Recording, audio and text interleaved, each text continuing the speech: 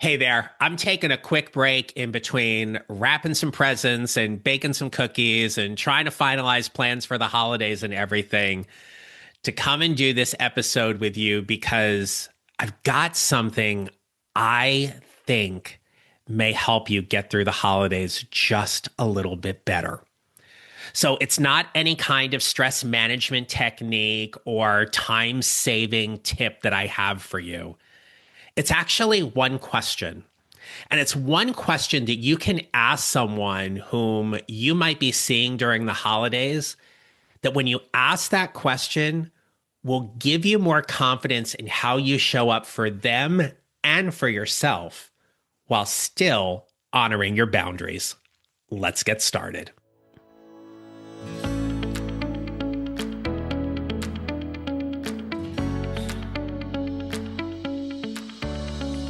Hello, my friends. This is the Mid-Career GPS podcast, and I'm your host, John Nerl. I help mid-career professionals like you find a job or career they love or love the one they have using my proven four-step formula. Happy holidays.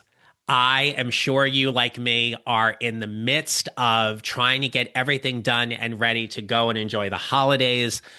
Whether you've already celebrated Hanukkah, you're getting ready for Christmas, Kwanzaa, Festivus for the rest of us, whatever it is that you celebrate during this time, first and foremost, I hope you have an opportunity to make some memories and enjoy time with family, friends, and loved ones.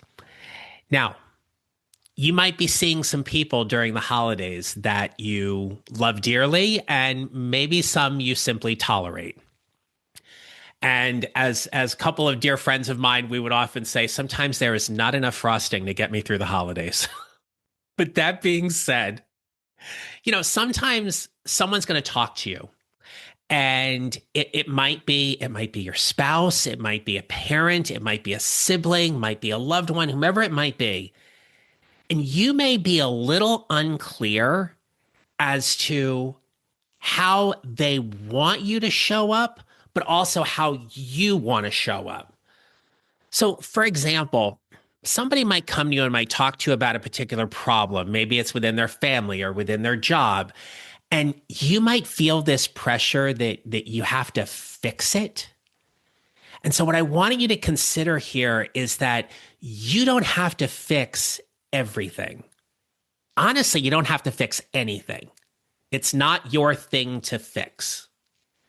And so what I have found years ago when I started to be a little more aware of situations and what was happening, that I could release all of that fixing energy by asking this one question.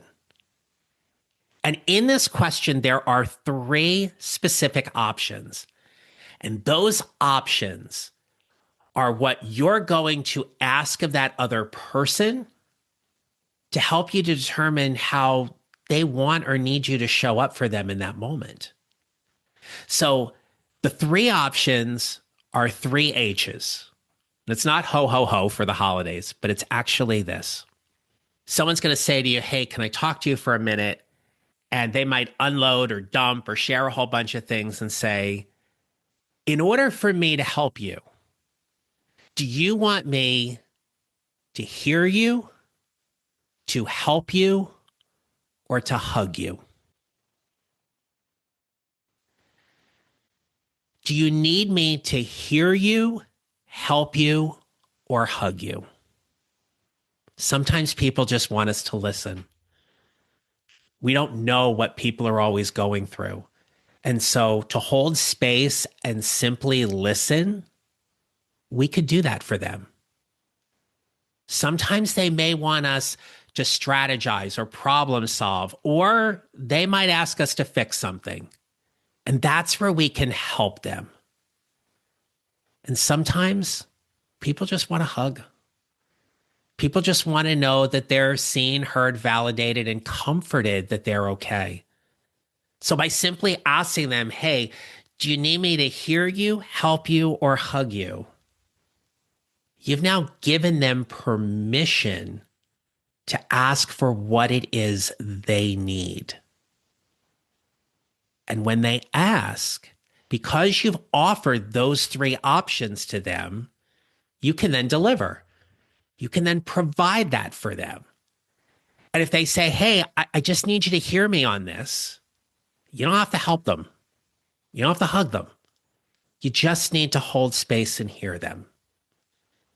But here's the power in that question. And the power in that question is when you take the reins of it and you're talking to somebody and you say to them, hey, I could really use your help with this problem I'm dealing with. Or you could say, hey, I could really use you to just listen for a few minutes. Would that be okay? Or to simply say, can I just have a hug? You get to take control in that moment as well. When we get to show up from a place of confidence and competence in asking for what it is that we need, not so much what we want, but what it is that we actually need, we then find people who can show up for us in that way as well. It's something we do here at home, and we'll simply say to each other, hey, I need you to hear me for a moment. Or can you help me with this? It gives the other person an opportunity to know how they're needed to show up and whether or not they can play or not in that moment. But we have the ability, we have the agency, we have the power to ask for those things that we need and to also seek clarification for things from others so we know how to show up for them. It's actually very simple. It's also drama-free. Now, there might be conversations at your table or wherever you're at, and conversations might get a little uncomfortable. There might be family drama or religious drama or political drama, whatever it might be. And if you don't want to be a part of those conversations, you don't have to be. You can excuse yourself from that. If somebody says to you, hey, how's your job going? And you're not really loving your job right now, can you imagine saying to somebody, yeah, it's been really stressful this year. We've had a lot of reorganizations and stuff, and I'm doing okay and everything. And the person then says to you, you know what, you got a job. You should just be thankful for it. Just don't even worry about it. Be grateful you have a job. That doesn't help. That just negates all of the stress and pressure and anxiety that you're feeling because you're supposed to be grateful for you have a job. Which, sure, you probably are on many levels, but probably not when you're having to do the work of 2 or 3 people. Or you have a boss that is undermining you. Or you're trying to lead your team differently and you continually get pushback. That's not going to be helpful. You can also call them out on that. Yeah, I can understand why you might say something like that. But when you say that, that actually negates all of the pressure and stress I'm feeling. And since you asked me how I'm doing, I was just really hoping you could hear me on that. More than likely, they will go, okay.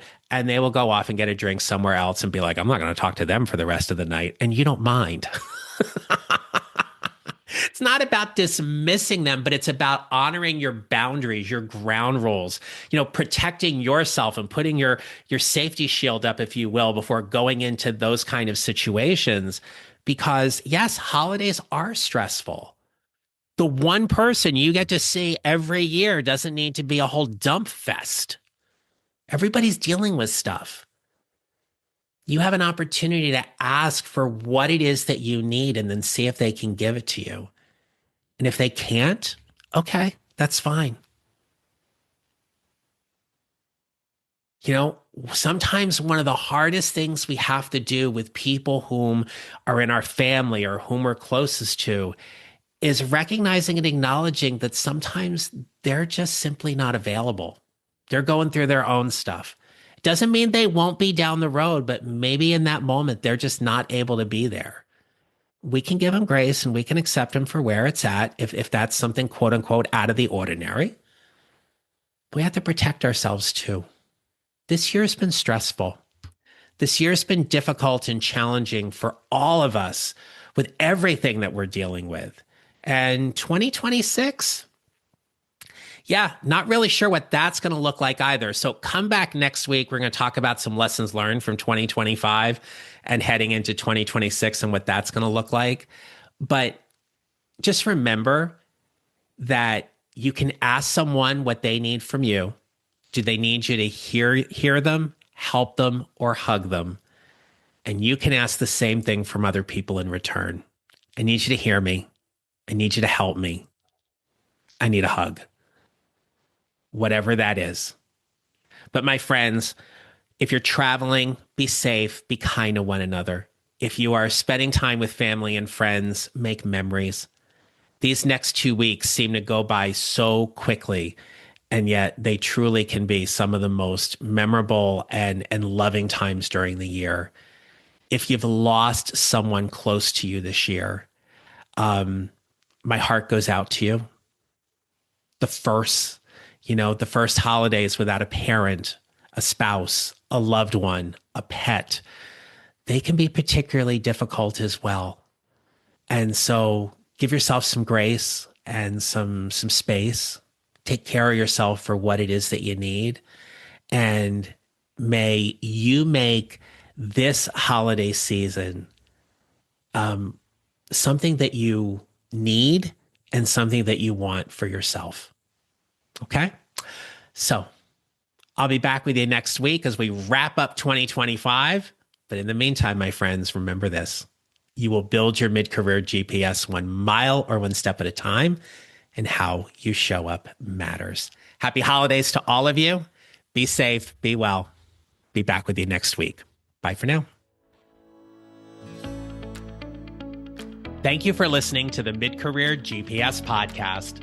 Make sure to follow on your favorite listening platform. And if you have a moment, I'd love to hear your comments on Apple Podcasts. Visit johnneral.com for more information about how I can help you build your mid-career GPS, or how I can help you and your organization with your next workshop or public speaking event. Don't forget to connect with me on LinkedIn and follow me on social at John Neral Coaching.